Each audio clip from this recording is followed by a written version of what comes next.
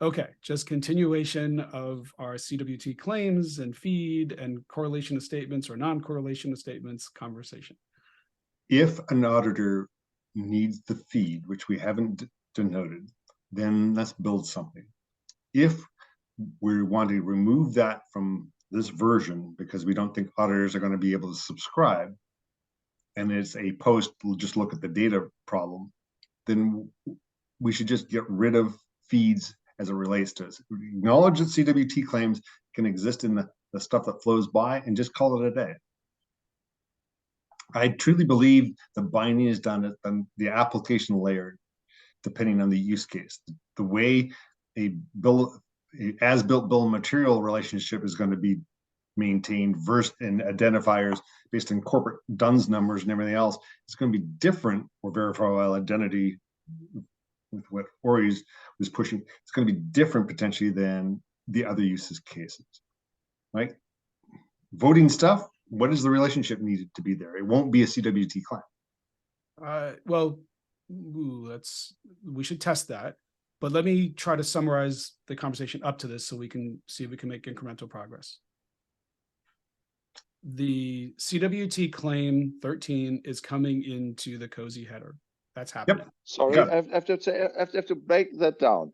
The header parameter named 13 that has a value that is a map that can contain the CWT claims as they are known today. That is correct language. That's step 2. Okay. Step 1 is it's coming. It's not up to us. Yeah. It is coming. That's the big step 1. So then it's a matter whether we ignore it or adopt it. Since we have, now we're getting to step 2, what you're saying is, since we have this definition of a thing currently called feed in the merge in main, that duplicates the definition of what is in 13.2 for subject. So that already exists. Why are we duplicating that? That's step 2. Do we, let's just take that as a pause where are we agreeing that? Because if we agree to that, then we should go back to Ori's Ori's PR 108 and converge on that. But that presumes that there is a need or a huge value of putting feeds out of the ledger. That's step 3. That's step 3. I want to take incremental steps here. No.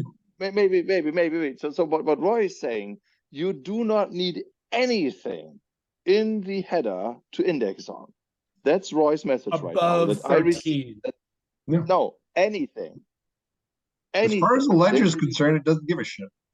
Well, yes, but that is what I'm hearing now, that the indexing is entirely an application thing, and that when you get a OCR scanned PDF, that's up to your transparency service to figure out. And I do not like that, personally. I want to give hints in the append-only ledger that are non-opaque for the content type, and I would like to use the CWT claim set for that. But if that's not a thing, but let me say that out loud. But the question is, they can do that just fine. They could, in their use case, say, hey, we're going to use a CWT claim or use these fields. Does the ledger need to look at it or no? That's the fundamental question. Does it operate differently on the presence of data? And I contend it doesn't give a shit. Okay, got it. Ori? He's right. It doesn't care. Okay. It is true, every required field you specify in any of the buckets that contain fields, like the protected header, the unprotected header, the payload. If you say this is a required field and SCITT gives it some special significance by successfully publishing a document at IETF, that required field becomes an interoperability point that every implementation can rely on. If you want to make subject and issuer that kind of thing, I would recommend doing that, then you can do that. And at that point, any application that's built on top of SCITT, and this is where products come in, and again, we're not building a product, but if I were building a product, I would look at the required fields. I would expose indexes on them to consumers with an access control system. But that's not what we're here to do at IETF.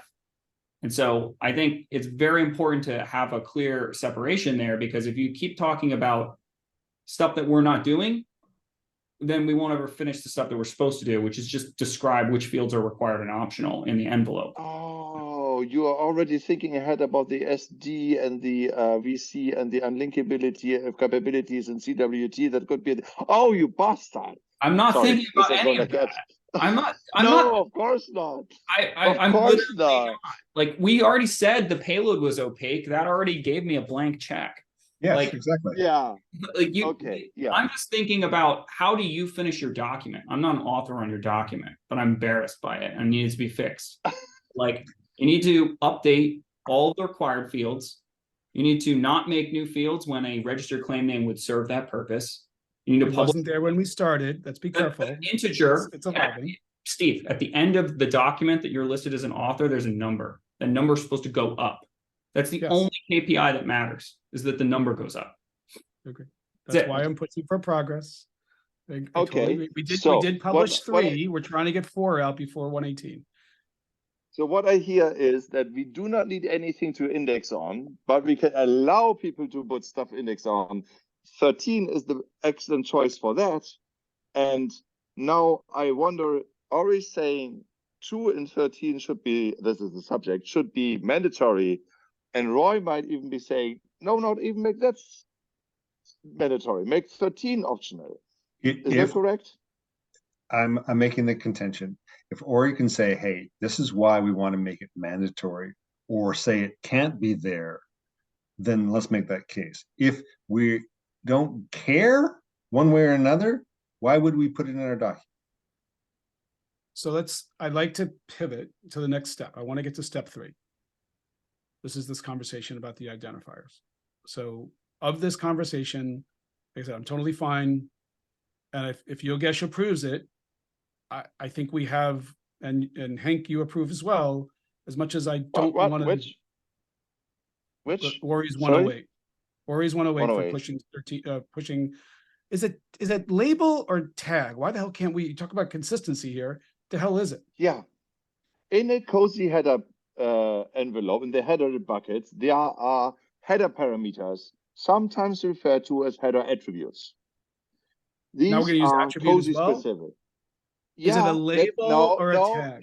No. They are called header parameters, sometimes also referred to as header attributes. It is discouraged, but unfortunately the spec mentions them at one point. It doesn't matter. Header parameters is the name to use. And a header parameter is in cozy. Inside a CWT, there are claims. In order to put claims into a cozy header, you have to define the header attribute for that, which is 13. That opens up the map for the claims to be put in there. And now that's it. The end.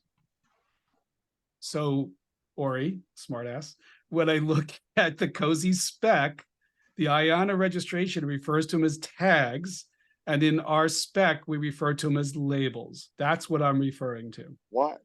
You're doing a Okay. great job of showing exactly the problem that Feed created. Thanks. But I don't care like about how many different words you use for the same thing. As long as I know you're always talking about the same thing, I can still communicate with you. That's how shit works. I'm just trying to get consistency in our documents. That's all. I'm not an author, No. but I would say your document's not going to become an RFC if it's not consistent. So don't worry about anything other than making that number go up. Okay. Yes, also that, and you're wrong. I don't know who said that the things in IANA for cozy is called tags, because I will literally show you the link that's calling them header parameters. Okay, whoa, stop. All So- right, I'll move on. I was trying to get what I thought was So- an easy clarity, In and it the, opened up another hornet's nest, so I want to come back. look, Yeah. personally, the identifier being required in the signed statement does open up a problem for physical supply chain. If we go to a shared notarization system, a shared ledger, that goes off and notarizes a whole bunch of shipping data and so forth, identifying the product in this detached signature means that we not only expose who signed what, but how many things are being made against an existing product. And if I can say, hey, I don't care and it's not mandatory, then I get into a situation where we can hide this binding. It doesn't matter to anybody what the report is. So if there's somebody writing a report on a mine and they're going to sell it, they don't have to put in that this is referencing a mine in my country and I have to worry about it. But that's what I want to come back to. That's the identifier. I don't get it. Sorry, you lost me. There's a lot of words. I want to try to distill it down a little bit. And I want to go back to what Ori was trying to use as an example. If Microsoft is shipping Office 365, whatever, to Microsoft's Classic for renaming things, so whatever. But it's actually not whatever. It's an important part of it. And or your comment was if somebody else wants to make a claim about it and calls it MS Office or something, some other name, that is the problem. What I'm getting is the spec does say, the architecture doc does say, the issuer gets to define the name, currently called feed. We'll move that. Let's just use that as a placeholder. That's the whole problem. Is it already pre-exists and is part of SPDX, and Cyclone DX says here's the identifier, and the way to reference a product is in the payload, never in the signature. Okay, hold on. But your SCITT is not solely an SBOM solution. Correct, but nobody talks to the ledger who's a consumer. So why the bleep doesn't matter? No, they okay, hold on, let's come back. What we're saying is for SBOM scenarios, for Microsoft scenarios, for software, whatever you want to do it, you get to choose. If Microsoft wants to use the same identifier. No, we don't. Hold on, we do not get to check because the US government and CISA are driving how this is bound, and it is not to do with the signatures or anything else. They're doing it at the document level. You're not letting me finish. Hold on. You created a document. Call it an SPDX, call it a Cyclone, call it a Roy6. I don't care. There is a document. You're saying there's an identifier in it, right? Correct. Okay. But that is an opaque payload to SCITT. Agreed? And SCITT ledger, yes. Okay. So all I'm saying is since it's opaque and SCITT, the registration policy of SCITT or anything outside that is based on the SCITT standard can't, by definition, at the SCITT standard, can't dictate into a payload because it's not payload specific. Correct. What I'm saying is that in order for others to be able to pivot, let me just finish the thought. But you can do the next virtual hand. That you as Microsoft or you as Roy can lift that identifier that you've put into your definition of an SBOM, opaque payload of SCITT, and then put it in the subject of the CWT that is in the transparent header, so that others can read it and see it. The word transparent, go ahead, Ori, you can fix my words, but do you see where I'm getting at is you have an identifier, you've put in the payload that SCITT can't see. So by definition, all we're saying is we're lifting that to a required property in the header so that others can reference that same identifier. And that would be the CWT claims subject. I would just not say any of that. I would say SCITT standards give interoperability around all fields present in the protected header. Products based on SCITT can do whatever the F they want with the entire envelope, period. It's important to note, making the payload opaque just means that SCITT can be applied to any content type. But your application could decide it's only going to process XML and probably has to have a lot of intimate and painful knowledge about the structure of XML documents to do that. If you build, like, for example, Dick's use case, caring about PGP and XML, if he wants to build on top of SCITT, he may have registration policies that go above and beyond checking the header properties, look inside the payload, validate the XML, canonicalize it, check the XMLD signature on it. Go get PGP keys, check embedded PGP signatures embedded in an XML dot, blah, blah, blah, who cares? Like all of that, you're still allowed to do at the product layer. But IETF isn't going to spend any time talking about that because it's all processing that happens in the payload. And your product could expose valuable commercial proprietary interfaces on understanding payloads really well. But none of that is relevant to IETF. So I think, again, instead of talking about all the things we're not allowed to do, let's just talk about what we're here and allowed to do. As a SCITT author, you're allowed to define which header parameters are important to SCITT. As a SCITT author, you're not allowed to talk about the payload at all. Like, just stop talking. That kind of breaks us into Bring it jail then up. with adopting You invite CWT. people to think about how they're allowed to talk about something that's opaque. It's a black box to you. I just spent a lot of time telling you about a thing you could do with that black box, but none of it will help us get our document published. Hey, hold on one second. When you said payload, I actually realized I might have parsed it probably. Are you talking about the CWT payload or the payload of the SCITT header? Because where I'm getting at is So we have a message called a signed statement. It's made of 4 components. The first component is the protected header. The second component is the unprotected header. The third component is the payload, and the fourth component is the signature. When that's the cozy payload, the cozy envelope, right? Structure and payload has a specific meaning in that structure that comes from the RFC. Agree. What I'm getting at is if we wanted to, and I know this is debated right now, but I just want to make sure we're talking about the right debated topic. Feed right now is a required header in SCITT. What we're saying is we want to header property. What we're saying is we want to get rid of it and use CWT Claims 13 and put that and say that's there, acknowledge that it's there. And what I'm suggesting is instead of making feed the single property at the header being required, is that we make CWT subject as the required property. Yeah, this is going back to which, what are you writing in your document? 13 and mandatory, inside of 13, 1 and 2 mandatory. I mean, if you don't write that, I'm gonna block the publication. Like, does it make it clear? Like, make it clear that there's an issuer and a subject in every signed statement. Like, or I'm going to block publication, I'm going to object, I'm going to complain, I'm going to take it to the list, blah, blah, blah. Like, is it like, because hopefully then that will clarify, like, if you don't satisfy contributors, you don't get your document published by the working group. It's rough consensus. Chairs can rule me in the rough. It's fine. But I'm telling you what I'm trying to agree with, what I'm trying to do is, I think what I wanted to make sure that clarified is that once you drill into 13, that's not what you're defining as the payload. You're saying the properties of 13, issuer and subject, can be required by SCITT. And if you're saying that, we still have to agree to it, but that at least covers my representation of feed was required. Feed can still be required because it is 1 and 2 of 13. Yeah, you're repeating a lot of stuff.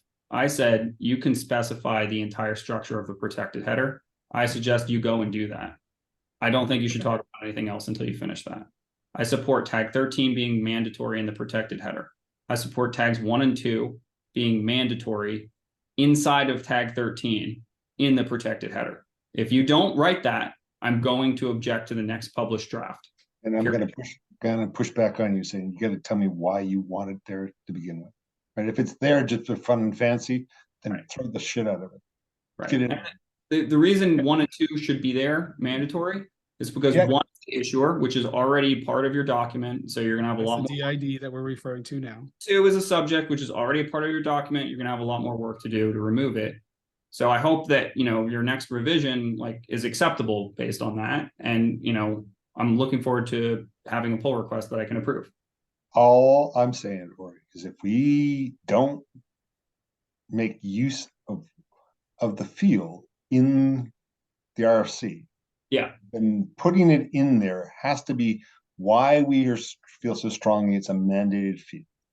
And if we don't do that, then it shouldn't be in the document.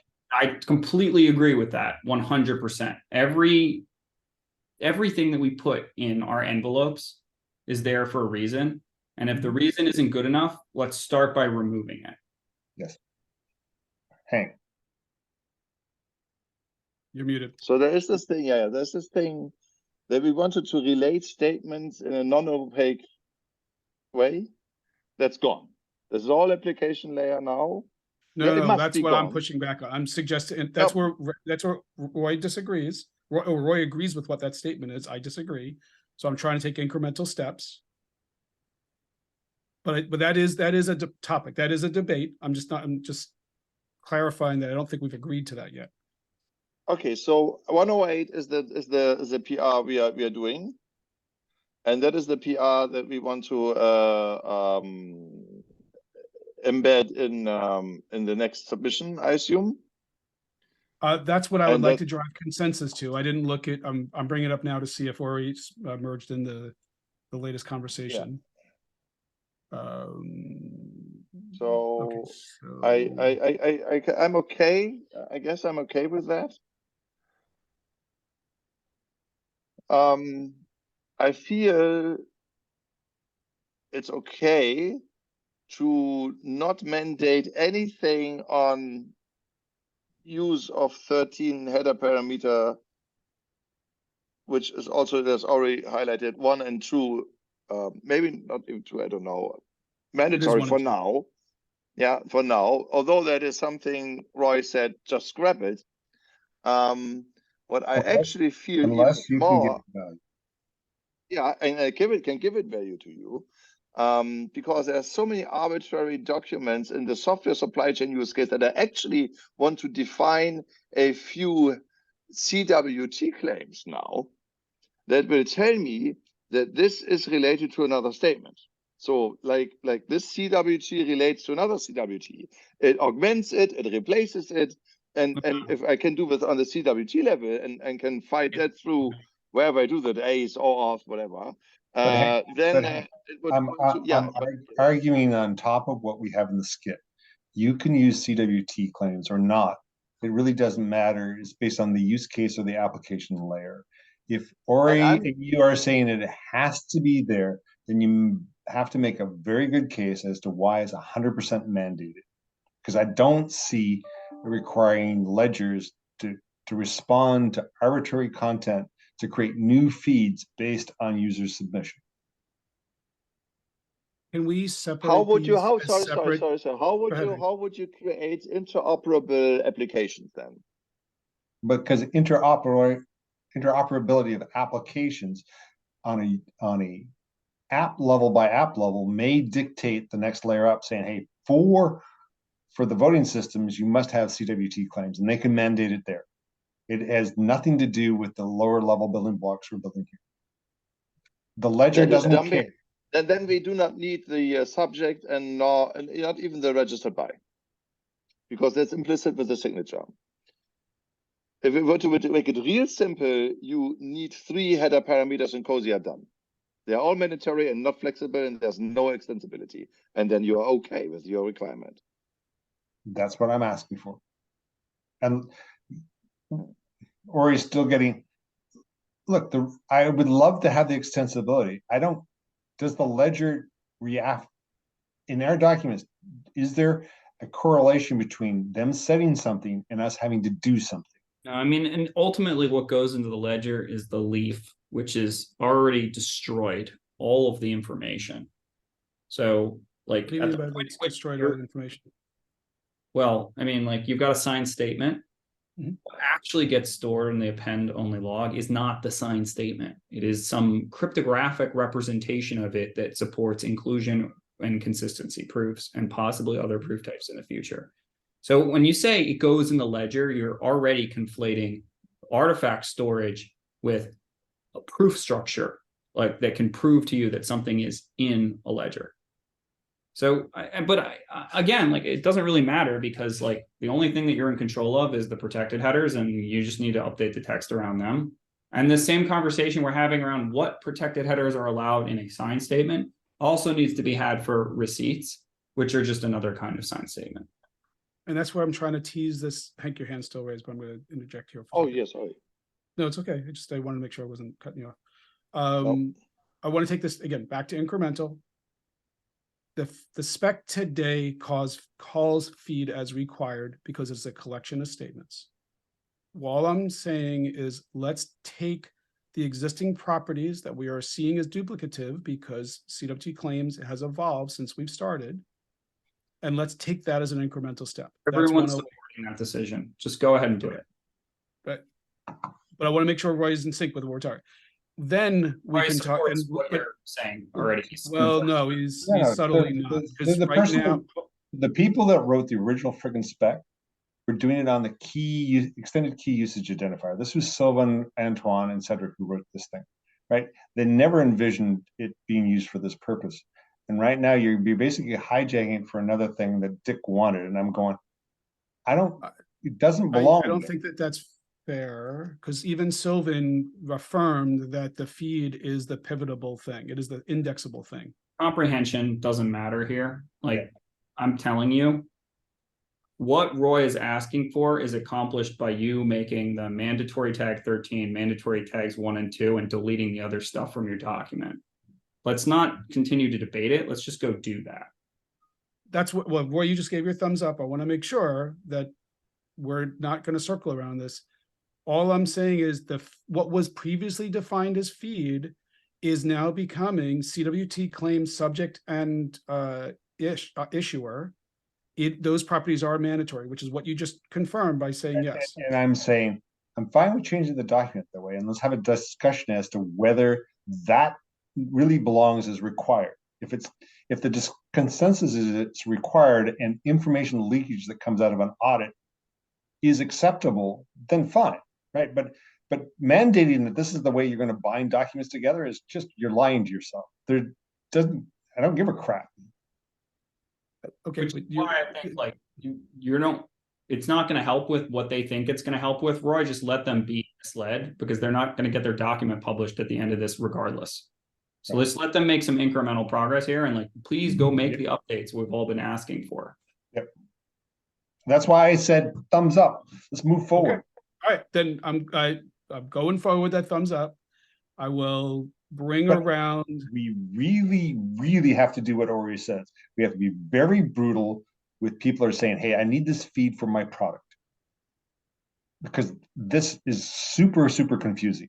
Is people going, yeah, I see it as a product solution. I'm going, it's not a fucking product. Well, we're mixing layers, and that's We the can talk purpose. about Like, that, people do build products on specs. There's nothing wrong with that. The question is, we're not trying to build the product in IETF. People build products on top of building blocks. Yep. Specs are used to construct building blocks. Yes. And in the context of receipts, we can talk about feeds in the context of receipts. I want to make progress on getting this done so we can get to the receipts. Because sure, we have like, enough time at this point, like, who has merge authority on 108? Can you just press the button? I want to review it to make sure, but yes. No. Don't press the button. Why is 393 still in there when there's 13 in there? Because 393 still has meaning in the rest of the document. I'm not fixing everything for you guys. Fix it yourself. Okay. Yes, hold on. It's an incremental PR. It's an incremental PR, Hank.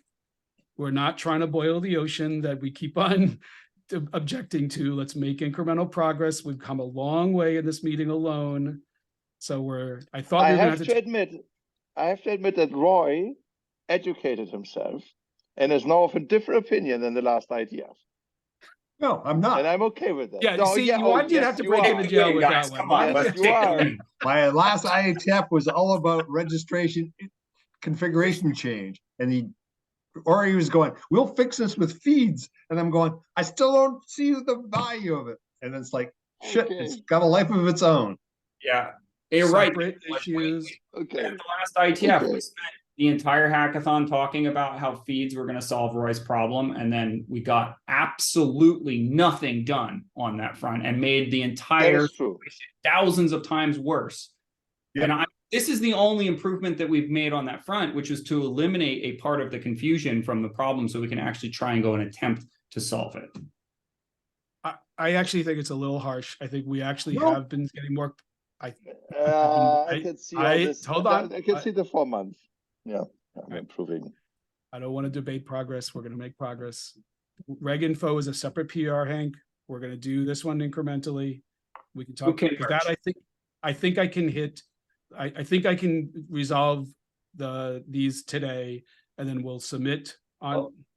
Yeah, that's right. Regardless of how many PRs you resolve, you still need to publish the new revised document. That's what I want to do. I would like to publish the new RFs, the new draft by Monday, and on Monday's IETF meeting, we review the progress we've made, and hopefully we can start getting on to receipts and others. By the way, are we going to put Scrappy in by Monday as well? I've asked you guys a couple of them. No. We've not submitted Scrappy as part of 118. No, I wouldn't rush anything except for working group adopted document revisions. Well, but Scrappy What does was John want? refactoring of what was in the architecture, my understanding. Yeah, again, if you're failing to make progress on your primary document, like trying to make progress on other ones, like I wouldn't even be thinking about it. No, but this is, hold on. This is where I wasn't as active for a while. I thought you guys had pulled the APIs out of the architecture and created Scrappy, and we were submitting that. I'm an author on it. It's not working group adopted. I'm telling you, we're not going to do anything. So it's like, unless John publishes without, consulting me between now and Monday, we're not doing anything on it. Well, that's why I'm asking, but we're not doing it. Why hold on. Why was the whole thing refactored? I thought the whole purpose was to bring it in. It's a longer conversation I don't want to get into on the call, but it's slowly making progress, and nothing's going to be done in time for Monday, so it's inactionable for this meeting. Okay. So can you at least, I hear it. I'm not going to submit it to to the data tracker. Can we at least merge the formatting changes so it's at least in a consumable state? I sent you a link to that. Yeah, in that one. 4 days ago. Yeah. Okay. Merged. I just merged it when you asked for me to merge it. I merged it.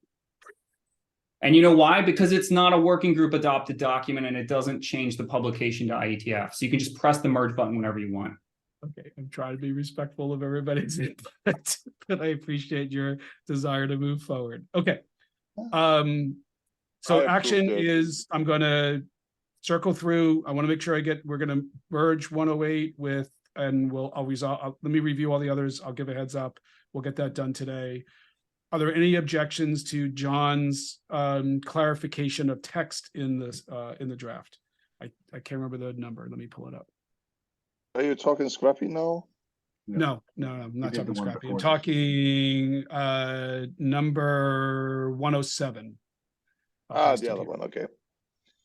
So I approved 107 and said, Roy wanted this, don't blame me. I'm kidding.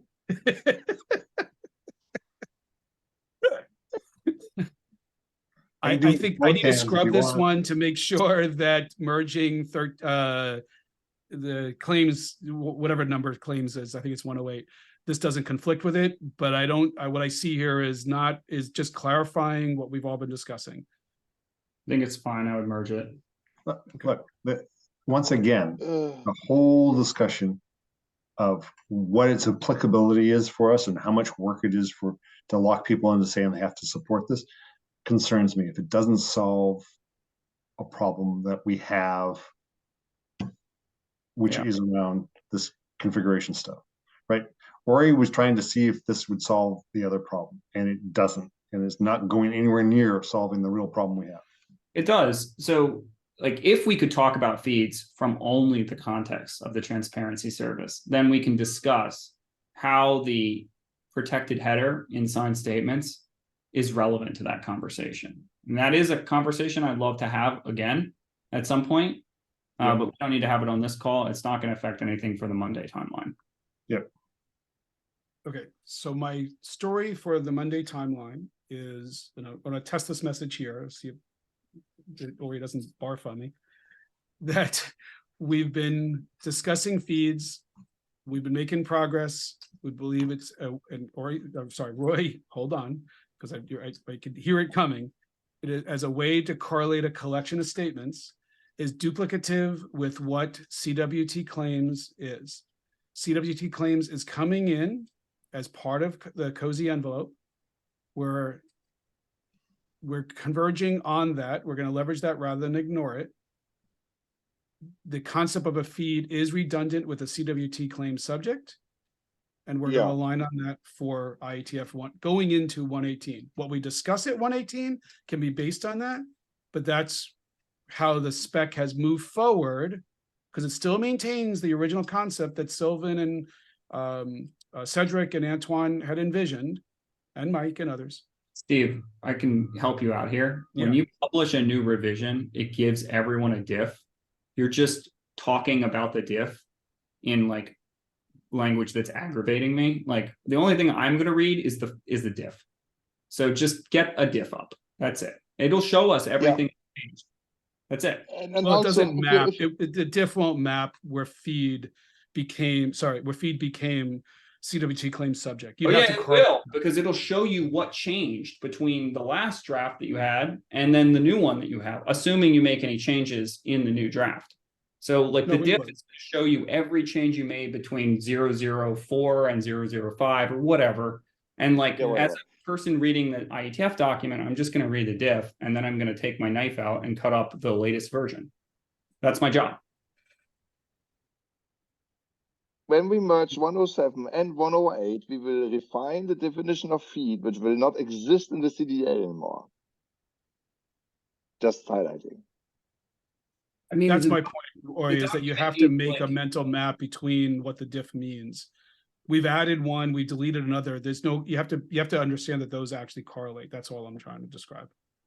I think you could describe the document as a work in progress and the diff as our progress that was made since the last version, and like everything else you're saying is just like just incredibly frustrating. like it's just the only thing that we're doing is getting a diff. You don't get a diff, you've made no progress. That's it. Correct. There is a number bump, and that. But again, I have never in my life agreed to publish or submit an inconsistent document, and we're doing this now. But that's fine, right? Why is it? It's okay with everybody. To be clear, you can publish nothing, and it will reflect that you got nothing done. Yeah, I get it. I get that. But you also want to merge 107 and 108. 108 removes feed. 107 defines feed. I will fix that definition. That's what I'm saying. I will map those two together. Okay. That feed will become the CWT claims subject. That's what I'm the use of subject in this scope. Okay. The use of subject in this scope. That's fine. And then we can maybe even, to make Roy happy, scrap all of that again. We can discuss that as incremental progress later, but to be fair, Ori, like we did publish 03. We actually did publish something since last one. I have to drop, but I agree to pushing 17 and 108 in just to clean up the language, so we can take a pen to say, hey, what would we accomplish here, right? And I really strongly struggle with what the value of feeds were, and if it didn't solve my problem. That's the next conversation. We'll definitely. Yeah, they do solve your problem. It's just that we've been unable to get to it because of how confusing the document is and how unwilling to merge pull requests we are. I'm not unwilling. I'm just highlighting we are merging something that's inconsistent in IETF scope. I mean, it's like merging in code one type name and then using another. Yeah, so that will not work, right? So if you look at my commit history, all the commits say updates or they're the rainbow rocket emoji, and there's about 100 of them a day. And the only thing that matters is whether the latest version of the library works. The latest version of the library is your published document. Merging PRs is, so again, you could decide you're not going to do a revision for this IETF. I don't really care about that. I think you. Sorry, that is hyperbole. That is, of course, not a true. But you could choose one or the other, or you can choose both and have no rocket. That's fine. We don't have a rocket. It's good. It doesn't compile. It won't work this way. It's inconsistent, but it's okay. It may not even get published to the data tracker, right? Like that's the other thing. Merging the PR. I will publish it today. I will get the PRs merged. I will publish it. That is the idea. We are targeting a submission, man. That is the whole point. Can only submit something that's been merged, man. Yeah, we're going in circles. Hold on, pause. We're going in circles. Let me see if I can make progress before the other meeting we said we were going to have today on. No, we will not have that meeting. It doesn't matter anymore. We have solved all of it. Oh, so I'm not doing the 11 o'clock meeting thing? No, you're not doing the 11 o'clock meeting because I think we established everything we need to know. If there is a optional thing for you to rename the definition of feed to the division of subjects used in this header, whatever, right? Oh, I see. That you're saying that actually was the purpose of this Okay, now I got it. I thought they were separate things Yeah. related to the Go Cozy thing. No, no, forgot no. about I was under the impression that there's not enough common knowledge about this. I think we established all of it here, and even you, Steve, came on very, very hit the road running. It's fine. Ori, don't be frustrated on the thing. I understand that you need merged PRs, but this is not code and also standards. So how do you think this is not frustrating time over time sometimes? You know, that's how it is. I mean, I have been cat herding adult people talking over each other for 1.5 hours before this meeting. That is why I was a little bit annoyed with hold on. Steve's messages. Let me wrap up the Recording. meeting we had, Recording. and we can have it. We're gonna wrap up this meeting. So Yeah. pause that thought. So I will make those PRs and we'll merge those in because there's nothing we haven't discussed here. Thank you.